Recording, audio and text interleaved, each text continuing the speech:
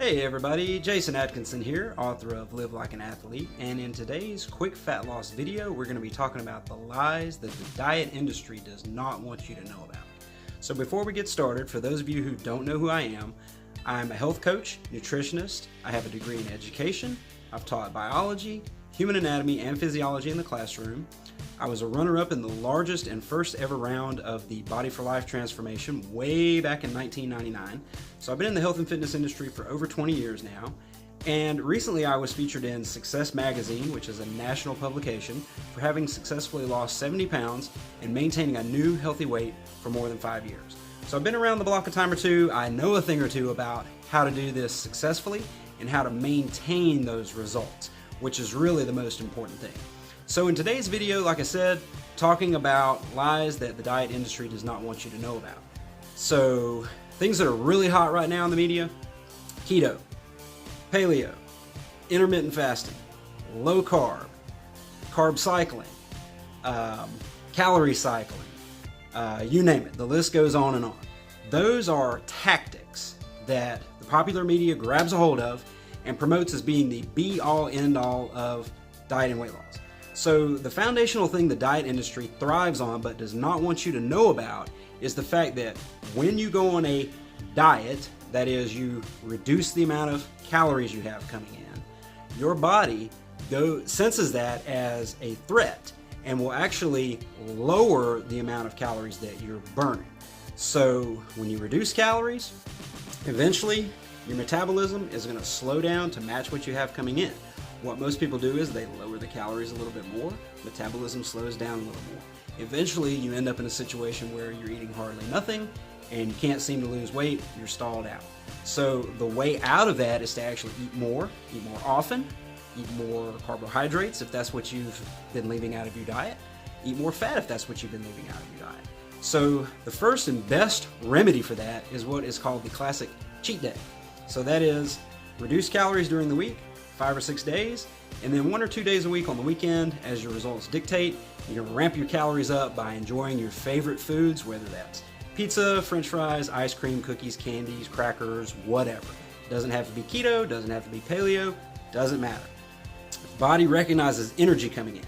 So first off, I wanna illustrate, or I just wanna spell out for you, the 3 main macronutrients, as we all know. Protein is first and foremost, which is actually a form of structure. So that's used for building, rebuilding, repair, etc. It's used in all kinds of cellular processes throughout the body, including hair, skin, nail, muscle, bone, you name it. Every type of tissue in your body is made out of protein. The other 2 are interchangeable, and those are fat and carbohydrate. Those are energy macros. So I want you to think of it that way, as you actually have 3 different things going on. Protein is essential.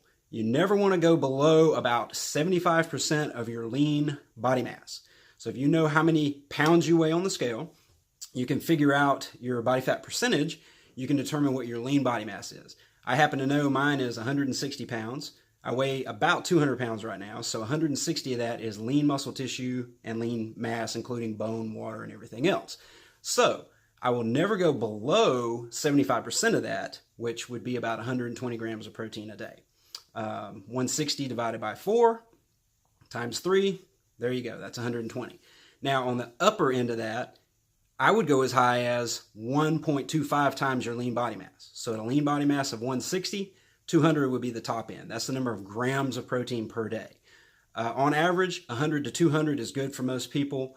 The research actually says 3 to 5 times a day, 30 to 40 grams is adequate for people who are in a muscle building or training program or want to build lean muscle tissue or maintain lean muscle tissue. So those are a wide range of numbers to work with. Now, the other numbers are going to be your carbs and fat, which can really slide up and down. Carbs go up, fat comes down, fat goes up, carbs come down. You just don't want to go super high on both. So you can sort of pick your energy source that you want to work with, but those are interchangeable.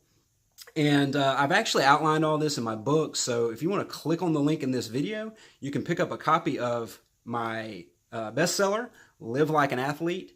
That's got all my nutritional keys in it, all the tips and tricks and techniques that I use to lose all that weight and to keep it off. But one that really worked well for me is just the power of the cheat day and just keeping your body guessing as far as how much energy is coming in. You never want to go so low that you just stay there. It's a recipe for disaster. So if you like this video, please click on subscribe to get notifications when a new one is posted. You can click through the link and visit my website, subscribe by email or any of the social media channels, and I'll be back next Tuesday with a new video. Thanks for watching.